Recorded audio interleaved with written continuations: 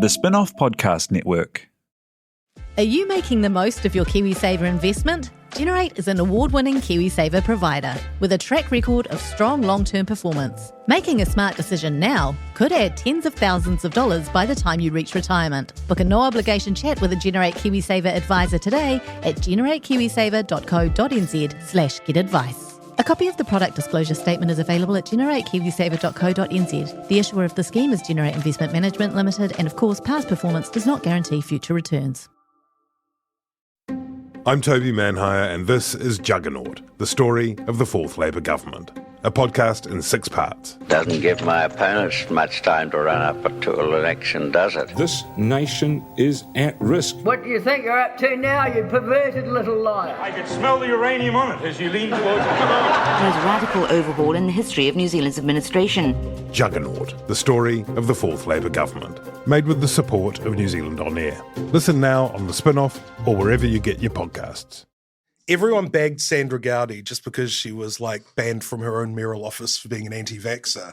But when she was a fearsome representative down in Parliament for the good people of the Coromandel, she apparently set off the fire alarms and forced an evacuation of the parliamentary wing twice for smoking in her office. That is such mana vibes, eh?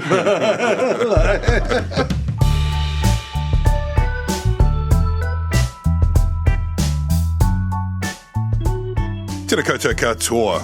This is Gone by Lunchtime. It's August the 23rd, 2023. There are somewhere between 50 and 55 days to go till the election. I don't know how many. You can Google it. Kia ora, Annabelle Mather. Kia ora. Kia ora, Ben Thomas. Morena. Kia ora, Sam Robinson, who's making us sound so sweet. In just a few days, we are going to be in Christchurch live on stage for Gone by Lunchtime at Word Christchurch Festival. I'm really, really looking forward to it. You guys are looking forward to it? Christchurch is looking forward to it. The whole of Christchurch. Christchurch is on the edge of its seat. We'd love to see you there. I think there are still a few tickets available. Apparently it's selling pretty well, which is nice. Sold out months ago. I don't think it's sold out, but, Pretty sure. In the secondary market, there's probably, buy or sell outside the Piano Theatre on Sunday. Hey, holding forth on the shores of the Avon. Not the only thing that we have in common with one William Shakespeare. Oh, interesting. Nice. This is the kind of banter that you can expect on Sunday afternoon in Christchurch. Literary, lots of references to books and rivers and things. Now, there was a poll out on Monday. What's it called now? The Varian, formerly Kantar, formerly Cold My Brunter poll for One News. Sounds very trustworthy. Varian. Do you think there was a report and, a PR company was paid $50,000 to come up with the name Varian? I would hope that Kantar, the previous name, that they polled it. Yeah. They polled it. I guess they were. Varian, yes, very is good. We're very, verity. It's all trustworthy. Anyway, often we're chastised, rightly, pundits generally, for obsessing on polls and, reading too much into one poll or whatever. This one, there's a pattern. There's a pretty clear pattern, and it's this. Kantar poll, or this Varian poll, whatever it's called, in January after Hipkins came to the leadership. 38% March, 36% May, 35% July, 33% August, 29%. I mean, it's pretty compelling, isn't it? We've talked a bit over recent podcasts about whether or not there was a lag, whether or not it would break at some point, and here it is. Hipkins was interesting. I don't know if you saw him yesterday on Tuesday. He seemed almost galvanized by it. It was that kind of, in a way, I think there's something, obviously it's terrible for Labour, but in a way it's well, there it is. There's no more pretending that we can just sort of cling on desperately to this raft. It's clear. It's laid out right in front of you. This is the reality. National Act government, comfortable lead. On those numbers, I think they would get 65 seats out of 120. Annabelle, for all that there was Hipkins did really well on Hosking yesterday, for example. I thought Hosking was going to eat him up, but he did very well. He did really well in the House. There's no mistaking that this sends a message that what they've been doing so far isn't working. Do they need a reset? What do they need to do? Can you even have a reset at this stage of the of the election campaign? I'm not sure, but I think they're in an incredibly difficult position because they've kind of boxed themselves into a corner on the policy front because of their tax policy, basically. Any kind of significant improvement to services or, the student loan policy of 2001, was it? The student 2005. loan? 2005. They can't pull any of those sorts of levers. So I think really this campaign in terms of Labour's successes is all going to come down to one person, and that's Chris Hipkins, which sounds dire. But I think the advantage that he has is he's going up against someone who's never really been through the crucible of an election campaign before. Luxon is very much untested in terms of how he would perform in a leaders' debate and all of those sorts of things. So, I'm not at reset. I'm not sure what that would look like at the moment. It seems like their policies are quite reactionary, and that's kind of getting them in more trouble. I think maybe if they just stuck to their own game plan and maybe looked at some of the smarter things that we see National doing, like what's an example? The cell phone thing. Like there's some nice little policies that you can pull out when you don't have money, but it's just making sure that they make sense and also, arguing your point, being persuasive instead of putting something up, having it criticised, then panicking and pulling it back off the table again. Yeah, and I think one of the things that when you read it out like that, because you always look at the trend in polls as opposed to individual polls, and when you lay out those results like that, you see that it isn't sort of the sudden breaking of the dam. There actually has been a trend throughout the year. Now, in a way, it's a little unfair on Hipkins that people point out, he's lost 9% since becoming leader. At the same time, there was a bump in the polls when he did become leader. Sure. He brought, I think he added about 6 or 7%. So, let's not forget, all that he's done. But I think it's a lot more simple than, looking at sort of this patchwork of events and Kerry Allen and Michael Wood and GST. Instead, I think the story is, and you saw this with his, very high personal ratings. He came in and he's still, the very high ratings of people who said they trusted him, the very low number of people who said they didn't trust him, very good personal metrics. And I think he came in as a credible figure, COVID minister, known to the public, but not with the baggage of Ardern. He said we're going to focus on the cost of living, which has been the vastly dominant, issue for the last year and a half, still is. He went bread and butter hard. Bread and butter, like that. Policy bonfire of all of that excess nonsense, all that woke stuff that nobody cares about. And, and people believed him, right, because of, his personal characteristics and his reputation. But now we're 7 months on, petrol is back up to $3. The excise discount was removed and there's, other geopolitical factors that's going up. Inflation has slowed, but, prices haven't gone backwards. And people's mortgages have been, coming off those very low fixed rates and fixing at higher rates. I think that's a real biggie, eh? Yeah, and things are getting harder for people. And what they're now, for obvious reasons, people are less inclined to believe that Chris Hipkins is going to help them with the cost of living because the cost of living is not going down. Now, that's the danger of being the incumbent. The advantage of being the incumbent is that you can do things like 25 cents off petrol. The bad thing is that, you are seen as, associated with these terrible external conditions that are making things hard for households.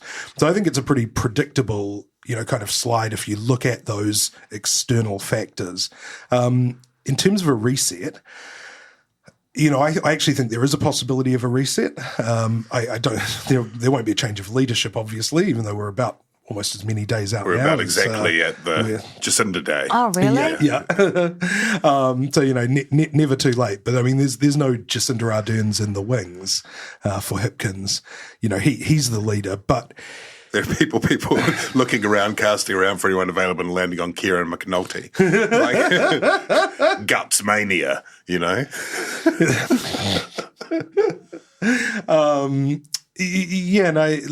the reset, I think, is more likely to come in the form of, right now they've been running this line of there's no money left, it's very tight, there's no room for big promises.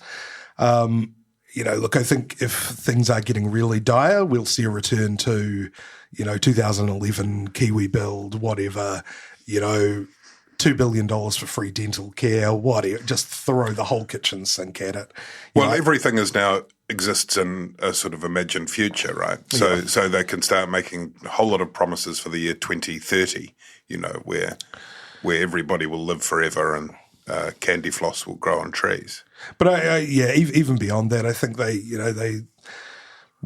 there's also a risk for National, right? Which is that right now National have got it all over Labour in terms of, the disappointment, I think, in terms of GST off fresh fruit and vegetables as a supposed game changer for cost of living, $4 or whatever a week, that's, just totally wiped off, a number of times over by the increases in petrol since the end of June, wiped off by the 12-cent petrol tax increase that Labour announced as the government in their transport policy statement there last week, wiped off by mortgage rates, that sort of thing. At the same time, there's this expectation that, National are the tax cut party. Well, National's policy as it sort of stands is not huge tax cuts, and at the lower end, they are actually pretty marginal for lower earners. So there is the possibility that the electorate, when attention is redrawn to National's tax cut policy when it's formally announced, that they find it a bit underwhelming and it becomes a bit of a bump in the road. The same Whereas Labour seems to be, betting the house on that policy, the numbers, the costings being difficult to reconcile. These are crazy tax cuts, $8 billion or whatever, and at the same time you've got all these other policies that you can't pay for. It's interesting, I thought, Annabelle, this week as well, Chris Hipkins quite deliberately, both in his interviews and in an email to supporters, cast Labour as the underdog, which I think goes to the point you make a bit, Ben, in terms of trying to almost by a trick cast incumbency on the other lot, So if you can apply the pressure on National, and I think it's probably fair to say that, in the campaign that starts changing a bit and there'll be a different kind of pressure, but you can then say, yes, these are serious times, there's choppy waters where the circumstances that the country faces and this untried lot, blah, blah, blah, it just feels a bit Hail Mary at that point, doesn't it? It's a funny one, because by and large, New Zealand loves an underdog and we like to think of ourselves as an underdog, but I don't necessarily think that we like to see our political parties or governments as underdogs. So I think it's a somewhat risky strategy. It's also quite when if you accept it as true. Otherwise, Labour would have been doing well during all the the years of the Davids and all of that sort of stuff. And if you accept it as true, that also what you're saying is you go from an historic, unprecedented single-party majority under MMP to being underdog in the course of 3 years. I mean, it's pretty startling. Yeah, I think that's a really good point. We do actually like competent politicians. Helen Clark was certainly not an underdog. She was the person with all the answers. John Key was the easygoing boss who, could really give you the score, if you kind of came to him for help. Ardern, the sort of all-knowing, all-loving Earth Mother kind of figure, I mean, it does mean that the camera focuses harder on the national idea of a government in waiting. When you're the underdog, that's and there's the government in waiting. Everybody agrees. And one of the issues, Annabelle, that they increasingly will face is what is it going to look like as a coalition? National obviously needs to avoid a few things. They need to avoid some scandal breaking, which is out of their control. They need to avoid Christopher Luxon falling into another trap of malapropism or mistaking his policy. Megan Woods was on ZB this morning saying that, everywhere you look, Willis was around with a cleanup kit behind Luxon, which just made me think, actually, that hasn't happened for a long time. Luxon's getting better. I've seen him recently in person at media stand-ups and at a meeting in a hall, and he's much more match fit. He is getting better, but then there's also weird ones that he does too. Like, did you hear him on RNZ this morning with Ingrid Hipkins, who was asking him, was gender a factor in the list ranking? And he kept saying a range of factors. But in a way, that you could argue the other way, that's discipline. He just keeps going and bores people. I just don't understand why you wouldn't say, it is, among a range of other things. But yes, it is. It is an interesting one, because, Michael, there seems to have been a sort of flurry of interest in Michael Woodhouse's interview with the Otago Daily Times. Where he said, there was a balance, there was a contest between diversity and experience on the list, and in my case, experience lost out. Yes, and he never talked about gender, Woodhouse, but that was in the headline. No. Although, can I just say that Woodhouse said that he was wrong to have been portrayed as, quote, a toy-throwing misogynist, which was a I thought he tried to be quite measured in his comments, but it's probably discretion would have been the better part of valor and, the immediate aftermath of the list ranking, given that he is still going to be campaigning as a candidate. It is not for the crowd to judge the bloody dusty man. Oh, my God. That's true. Full credit to Woodhouse for not pulling out that Roosevelt quote. Was it Roosevelt quote? Toby, sorry I interrupted you earlier. What was your question about? Who can say? Who can say? On the Woodhouse thing, just quickly, and then I'll come back to the point I was going to ask you about. It did cross my mind that was pretty badly handled one way or another. There was some suggestion, Audrey Young, you wrote this week, that actually on the poll this week he would have got on the list ranking he was offered. Woodhouse has said he had a 45% chance, but it wasn't. But back in the day, Wayne Eagleson would have been just knocked on his door with a bottle of wine and said, let's have a conversation about the future of New Zealand. That was a bit messy, wasn't it? I look at Michael Woodhouse and I just think, all the years of discrimination that he's suffered through, and this final insult. That's right. It's just too much, and at some point you just have to make a stand and be like, no more, will you discriminate against my people? So much respect. It's beautiful. Yeah, I thought he actually summarised, some of the factors about the list pretty well. If he said, it's experience versus diversity, if you're talking about a one-on-one matchup between Agnes Lahine and, or Maureen Pugh and Michael Woodhouse, well, it's pretty easy to see. Competence isn't coming into that contest. Like this is you're really talking about time served versus intangibles. So, I think Woodhouse said that the reason that he sort of ultimately withdrew was because it was clear that he wasn't being lined up for a cabinet spot or as speaker. Look, fair enough. He did his time as minister. I think he had about 4 or 5 years or something. 4 years, That's fair enough. He was an okay minister. Is he shadow leader of the House at the moment? I think. Yeah.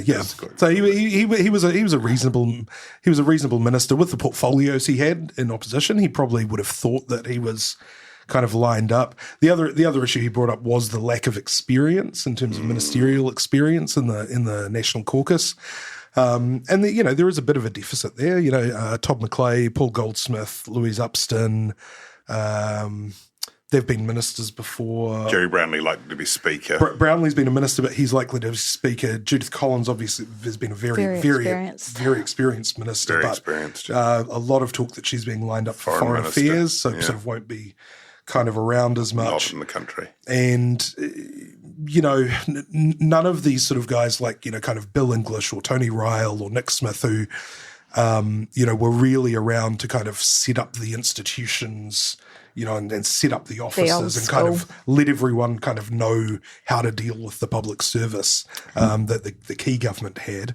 The Ardern government didn't have anyone along those lines. They only had they had David Parker, but he was sort of, off building his own mind palace. And, and that really handicapped them, throughout their time in government. And so, that is an issue for National. They've got some very experienced staffers who are, people like Chris Bishop and Nicola Willis, who, worked very closely on that sort of, so-called machinery of government kind of stuff.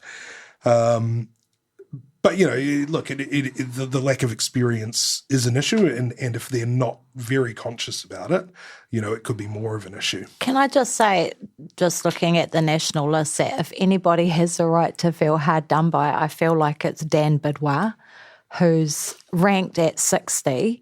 This is a really smart, Harvard-educated Māori man who has worked really hard in the electorate, obviously got beaten by Shannon Halbert last time, but, are really deeply committed to National. And he's at 60. He's going to win, though. He's going to be in. But Harete Hipango is at 31.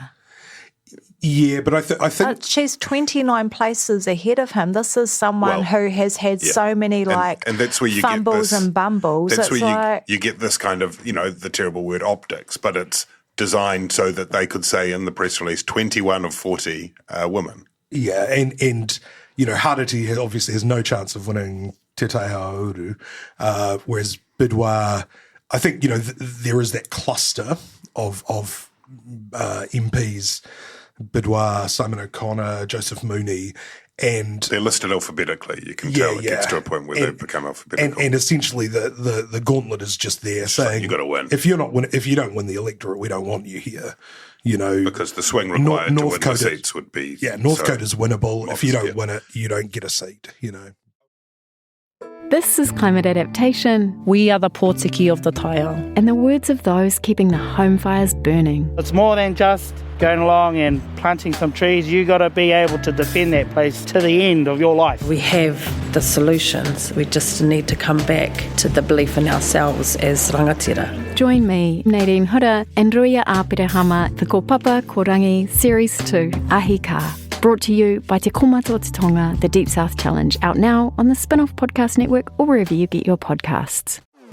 Talofa lover, I'm Madeline Chapman, editor at The Spin-Off. If you have the means, consider supporting our high-quality journalism by becoming a Spin-Off member. Sign up now at thespinoff.co.nz/donate.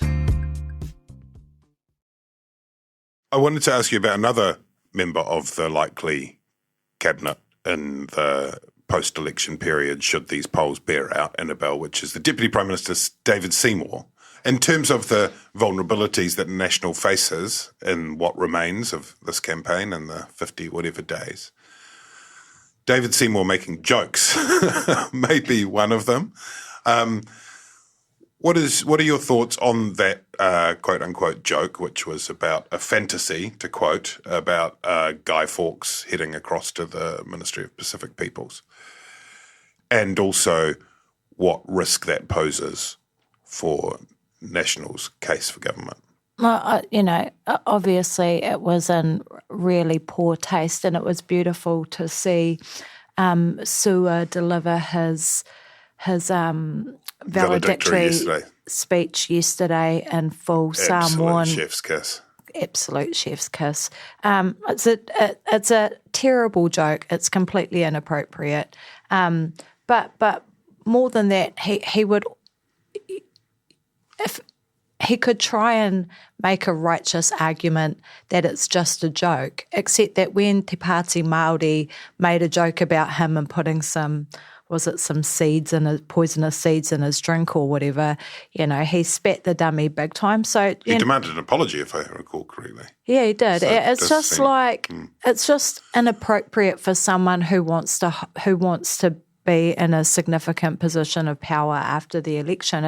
It's interesting because Seymour's such a smart guy, but he does really sloppy stuff like this, and it's almost like when the mask drops sometimes and we see that kind of distasteful humour pop out. What was your other question? Just in terms of the level of risk, I guess, in the run, and Labour is clearly, again, as far as their resetting and behaving the underdog, they're going to start talking more and more about the ACT component. Yeah. And it would be a strong component on this polling, more than a quarter of a caucus. And whether or not it represents a much harder right government than New Zealand's contemplate when they look at Christopher Luxon and Nicola Willis. Well, I feel like that conversation has been already happening for a long time and it doesn't seem to be swaying voters very much. I think, obviously incidents like the Guy Fawkes joke might give people pause to think, but if we look at the polling, it doesn't seem to the way Seymour has been communicating about issues like that doesn't seem to be a problem. I was interested to see Luxon kind of dampen down ACT's policy about, I can't remember the specific name of it, about treaty principles. The treaty the referendum on treaty principles. Yeah, dampening that sort of stuff down. And I feel like Luxon, having taken quite an anti-Māori approach in terms of ruling out Te Pāti Māori very early and that sort of stuff, he seems to be stepping away a little bit from that and getting back into leaning into the national Māori relationship of old. I feel like the National Party, they like dealing with groups like the Iwi Leaders Forum. They like working on those sorts of issues like whānau order and settlements and that kind of economic stuff, whereas Labour focuses more on, the Māori working class and the poor and that sort of thing. So, in Luxon's interview on RNZ today, I think it was, he referenced having just had a meeting with the Iwi Leaders Forum. So I think that's going to be his way of countering some of the concerns around Seymour. Yeah, I mean, I still don't think there's that air of kind of coalition of chaos around ACT. Yeah. They still are seen as a very stable caucus. When they released their list, the people who left, there were no Woodhouse-style interviews. No. I think, guys like James McDowell, who sort of slipped off the list, just sort of said, it's been a great honour to be an MP. Catch you later, Where I think it will become, where it could become an issue is that ACT right now seem quite reactive about New Zealand First. David Seymour, for instance, has had some, said some pretty sort of conciliatory things about, say, trans issues, for instance, in the past, sort of saying, it's a storm in a teacup. I'm not being drawn on school curriculum stuff unless you can give me specific examples. There was a widely circulated clip from the platform where he said something like that. Now Winston Peters is talking about toilets and bathrooms or whatever, and so suddenly this ACT podcast is about women-only spaces, and I think they are getting drawn into being a bit more reactionary on these, culture war, whatever issues, and that has the risk of drawing Luxon in, and he's been pretty clear. I'm not talking about bathrooms. I'm not talking about genitals. Handled that really well. Yeah, that's not where the centre is. That's not what this election's about. So let's see where it goes. Seymour, in terms of the Guy Fawkes joke, that sort of Seymour's sense of humour, I think it would have been fine, 6 or 7 years ago. Ever since the EU, Brexit, the Trump, especially since the pandemic, you do have a lot more nutcases around, and I think politicians do have to be a bit more responsible. I don't think he meant it as anything except a joke. But they got a whole lot of death threats at the ministry the next day, apparently. Well, there was. I think it might have been the day before that there were some people walking in. It definitely illustrates the climate of the comments. Yeah. And look, that is difficult. I wrote a column, in which I criticised the ministry's profligate spending on a going away party, $40,000, and it is difficult because that's a ministry where the budget, and this was something that William Seo talked about in his speech, that he was talking proudly about the Pacifica strategy, but that translates in the sort of new public service kind of sphere into kind of tripling the budget of this ministry, tripling the number of staff. And, and then you start looking at what are the outputs apart from these strategy documents.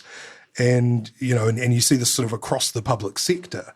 And, but of course, in making, I think, reasonably well-observed criticisms like that, you certainly don't want to turn it into, vilifying individual people who are just hired for jobs, who just turn up to work in good faith to do whatever task they're given, right? And intelligent people should be intelligent enough to make criticisms on points of principle, such as that, while being highly alert to language that's right, and I think everyone has to be responsible about that kind of thing. And I think I think Seymour failed on that standard, unfortunately. There, it is interesting though seeing this sort of now that he's sort of fixed on the public service. I think 2 weeks ago they released a list of 3,000 jobs they would issue what they call stop work notices on the first day for. I saw the other day, I think they're up to 10,000 now. So you can just imagine these sort of leaders' debates where it's just sort of like an auctioneer. Hey, quickly before we go, we were going to talk about vaping and health and education and all that sort of stuff, but we can pick that up another time. I think we need to get out of here. Annabelle, quickly before we go, the Te Pāti Māori announced its list on Sunday, I think it was, and the headline in that was a 20-year-old. We've maybe touched on briefly in this podcast before, Hana-Rawhiti Maipi-Clarke, who that's 4 bits of name, but it's also the last 20-year-old, fun fact, to be in the New Zealand Parliament, also had 4 bits to their name. It was James Frederick Stuart-Wortley, as everybody knows, in 1853. Wow. That would be quite a big thing, right? Like the first 20-year-old, I think not quite the youngest. I'm not absolutely certain when her birthday is, but that's quite a big deal, right? Like to have a 20-year-old potentially in Parliament. On current polling, she'd be there. It's a huge deal, yeah. I mean, it would make her one of the youngest parliamentarians in the world, I'd imagine. So, if it comes to pass, I'm sure she'll be the subject of a lot of press interest all around the world, which is pretty cool because, if you want to have a rangatahi Māori being represented, then Hana is the perfect person. Great to see some youth in our parliament. We don't want to end up like what's happening in the US where, you've literally got old people freezing up and, you can't make appointments and stuff because the person who's supposed to be the head of a committee is on sick leave for 6 months and all that sort of crazy stuff that's going on over there. I do hope that they put some robust measures in place to keep Hana safe. Parliament's a difficult place for everyone, but particularly for wahine Māori and probably even more so for young wahine Māori. But I'm excited to see what contribution she could make. She would need some support of some experience as well, and perhaps if she's looking for an executive assistant, Michael Woodhouse would be. That's such a great idea. I feel like, Parliament would be the most horrible place for a 20-year-old to be, but, everyone should follow their bliss. I mean, but, looking forward to, some kind of clickbait, headline like, want to feel old? Chloe Swarbrick was just okay boomered in the house. That's right. Perfect. On that note, thank you all for bearing with us. Thanks, Annabelle. Thanks, Ben. Thanks, Sam. Thank you, members especially. Love you very much and hope to see some of you in Christchurch.